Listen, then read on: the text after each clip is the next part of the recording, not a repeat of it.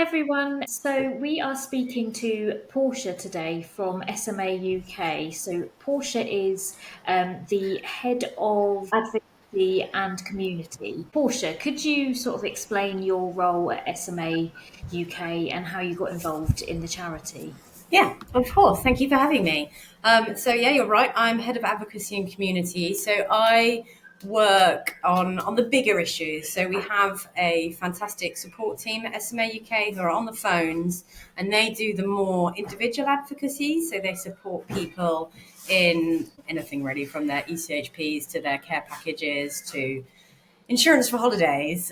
So they work on the more bespoke one-to-one advocacy, whereas I look at the bigger issues that impact, the wider SMA community, like access to coordinated care or newborn screening. Uh, we're working on a project to rewrite the standards of care for SMA, so I have a big part in that. I work quite closely with SMA Europe. I'm the delegate for SMA Europe. So we look at the issues that impact not only the UK community, but those sort of internationally. Looking at how we can improve treatment access and standards of care across the globe, really. Because for a rare disease, when you join up with other people, then you can make your voices louder. I think it's really important when the community in the UK is quite small. And Mm-hmm. what is SMA? I So know obviously there's a lot, but Yeah, there's a lot. So SMA stands for spinal muscular atrophy. And essentially, people with SMA are missing an essential protein that keeps your lower motor neuron healthy. And what that means is your messages are coming from your brain, but they're not getting to the muscles. Because essentially, your lower motor neuron isn't kept healthy, so it doesn't transmit those signals from the brain. So there's nothing actually wrong with the muscles themselves, apart from they're not receiving the messages. So, and then what happens, because they're not in use, because they're not getting told what to do, they gradually sort of waste away, and that's called atrophy. Now, it's a very much a spectrum, SMA, and historically it's put into types, and the type depends on when your symptoms start. So the earlier the symptom onset, the more severe your symptoms will be. So there is actually a type 0, which is where the symptoms start in the womb, and you're very symptomatic when you're born. That's quite rare. Then it goes to type 1. Type 1 symptoms start in sort of the first year of life, first 6 months, really. So quite quickly, you'll see that the babies will begin to lose mobility in their arms. They'll never have the ability to hold their head up. And it will also impact swallowing muscles and breathing muscles. Historically, type 1 babies have been very reliant on BiPAP ventilation, which is like a machine that helps deliver pressure to your lungs. Very often they're peg fed because their swallow muscle goes. So they're very severely affected and can have very complex needs. Then it goes on to type 2, so that's sort of symptomatic, sort of 1 to 3 years old. So these babies will maybe start to crawl, possibly take a few steps, and then they will lose it. And then type 3, sort of diagnosed after 3, again, they'll start to walk. And then type 4 is a rare type that is diagnosed in adulthood. And it's all to do with how much of this SMN protein you have. So the more severe types have less SMN protein, keeping that motor neuron healthy than the later onset types. So my son is a good example to use. So he was born in 2016, at which point there were no treatments for SMA. And like 60% of children born with SMA, he was diagnosed with type 1. And they basically said to us, just take him home and love him, because there's nothing that can be done. But his specialist neurologist said to us, there is a treatment that's just become available in America. We were lucky enough to get that, and my son got his first dose of treatment when he was 6 months old. And he's now 8. So he has this treatment, it's called Spinraza, goes into his intrathecal space in his spine 3 times a year. Then we've now got 2 more treatments. Risdiplam is an oral treatment. Now, Risdiplam and Spinraza both give you more of that SMN protein to keep that motor neuron a bit healthier. And then there's gene therapy, which was another advancement. And that essentially, it's quite incredible, puts the missing gene that you're missing onto a virus, and through an intravenous infusion, basically makes your body think that you have the gene that you've lost. And that's a one-off. So Gensma. It's a one-off infusion, and you have to have it before you're one, because if you get too big, the side effects are too great and it can become dangerous. So it's really revolutionary, and the outcomes of these treatments are so dependent on when you receive it, because it's not a cure. It doesn't make SMA go away, but it does halt the progression of the disease. So, and all the treatments do that. So by the time my son was 6 months, he'd already lost the ability to swallow. His breathing muscles were very weak, so he's ventilator reliant. His core muscles are very weak, so he now has very severe scoliosis that will need surgery. He can't stand any weight through his legs, so he drives a power chair. Incredibly cognitively able, goes to mainstream school, but has lots of complex needs because he wasn't treated before his symptoms start, which is why we need newborn screening so badly. And I suppose that kind of leads on to a next question, really, is how can that early diagnosis and early intervention change lives? We are seeing babies being diagnosed quicker and quicker all the time, but when there is a sibling, they can test the baby whilst it's still in the womb, just from a mum's blood test. So even without newborn screening, siblings of affected children can get treated as soon as they're born. Now, I met one of these little girls the other day. She's 3 years old, type 1, so exactly the same condition as my son. And she's running up and down the road, eating her food, sleeping happily, like you would never, ever imagine that she had anything wrong. So it really is transformative if you catch it early enough. And it's been a very frustrating job of mine and the team at SMA UK to try and just explain this to the newborn screening committee, and to say it's not actually ethical that we're still not screening and we're letting these kids basically be, it depends which doctor they're in front of, which health visitor they're in front of, as to how quickly they get diagnosed. And then some are lucky and we'll see a health visitor who's really clued up and will immediately diagnose them. But even then, they've already got symptoms, and it's too late. Yeah. And then, so obviously, you've spoken about the newborn screening campaign. Can you tell us a little bit about it? So 2018, when Spinraza was licensed, the newborn screening committee looked at SMA, and their conclusion was that there wasn't enough evidence to prove the effectiveness and the cost, because it's not just effectiveness clinically, it's cost effectiveness as well, and these drugs are expensive. So there wasn't enough evidence to prove that it was worth population screening for everybody. I mean, it costs about £5 a baby, I would say. So it's not very much.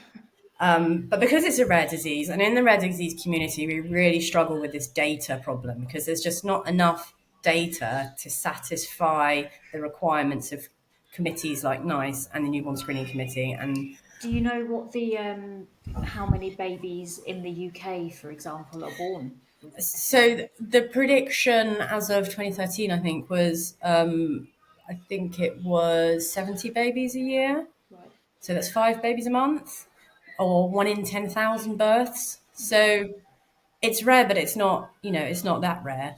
But the biggest problem with the UK screening committee is they don't consider evidence from other countries.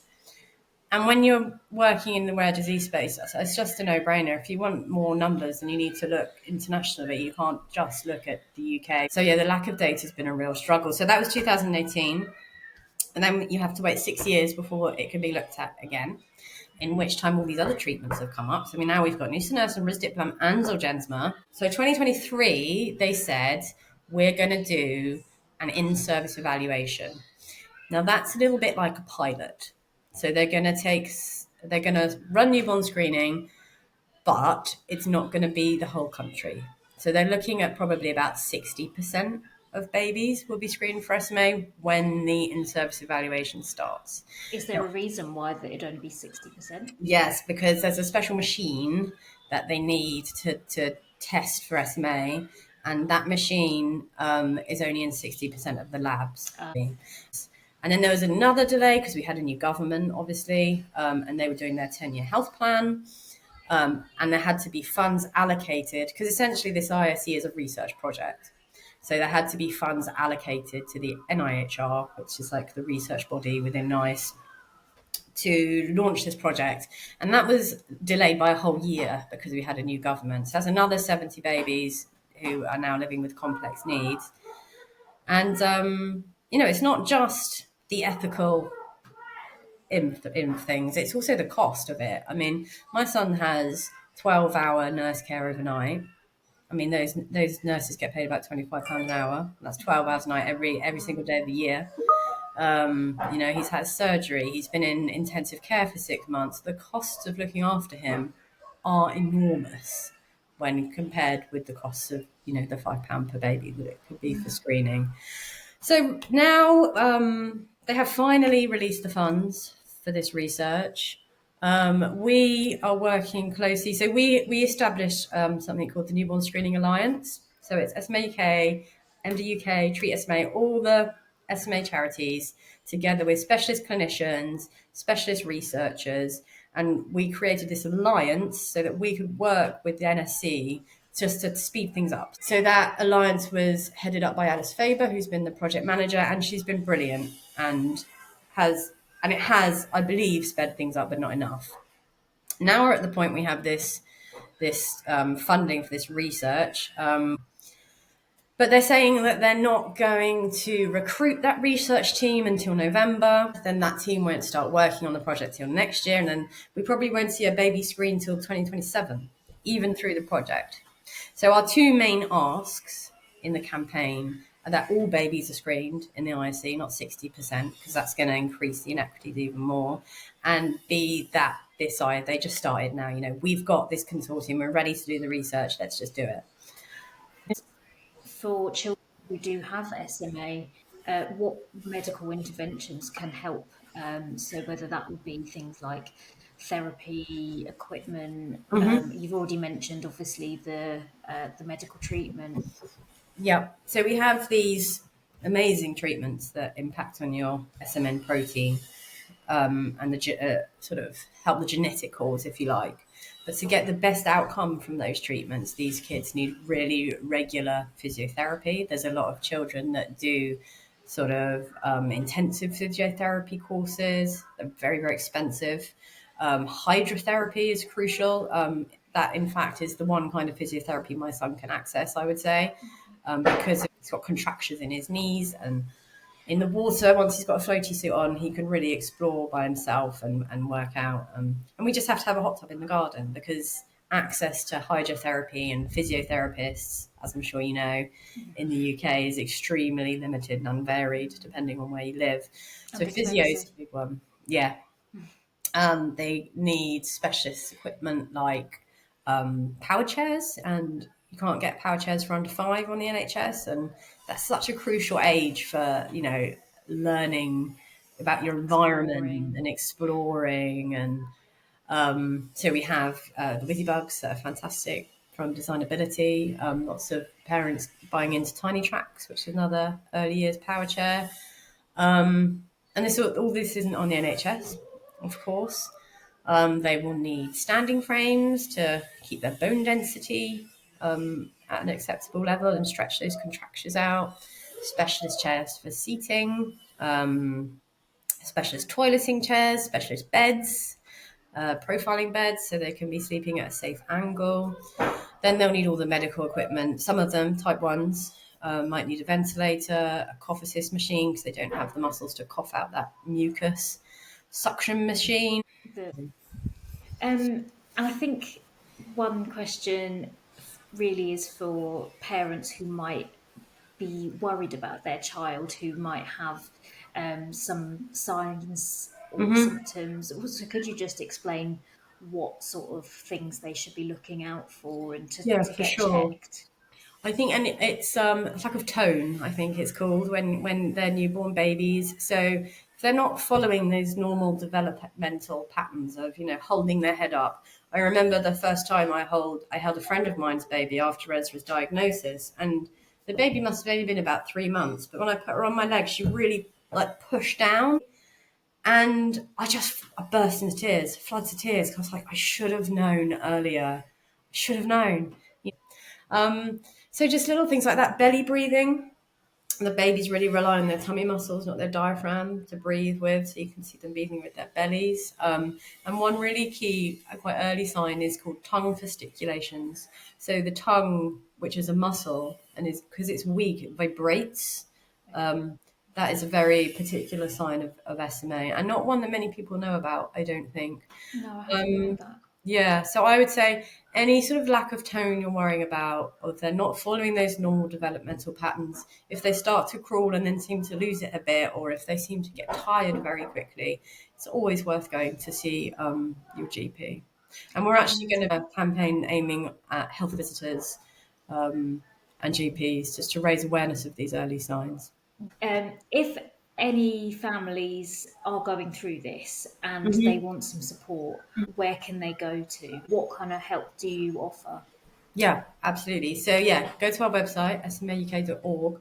On there, we have the service I talked to you before about our support workers. There are on the phone, and they can help you through anything, any support practically or emotionally. Now, when Ezra was diagnosed, we had to go through counselling to get his treatment. It was part of the deal. And I really struggled with that. I found it very pedantic. No one wants to be felt sorry for. And it was a bit like, oh, you poor thing, must be awful. I really didn't like that. And the best thing for me was just talking to other families who had been through the same thing.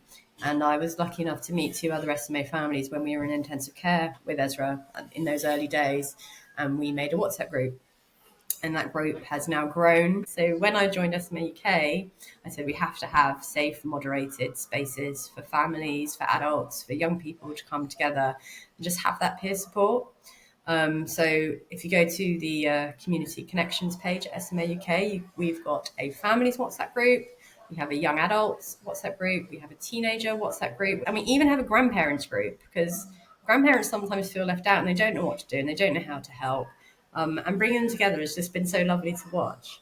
And we do our toy packs. If you're newly diagnosed, you can apply for one of those. And we've just written a fantastic children's book as well for children growing up. So if you go to our shop, you can get Our Smart World, which I'm proud to say features my son. And I had a Oh, project manage that. It was fantastic. And that just, for these kids who are growing up, like my son's best friend with SMA, he can eat more than him. He can crawl a bit, and he always says, why can you do that and I can't do that? That's not fair. So it's just explaining all those differences and the treatments, and with some really lovely pictures and diagrams and things. So yeah, that's been good too. oh, it's amazing. And thank you so much for your time. No problem. Great to meet you. Bye, and Bye. you. Bye.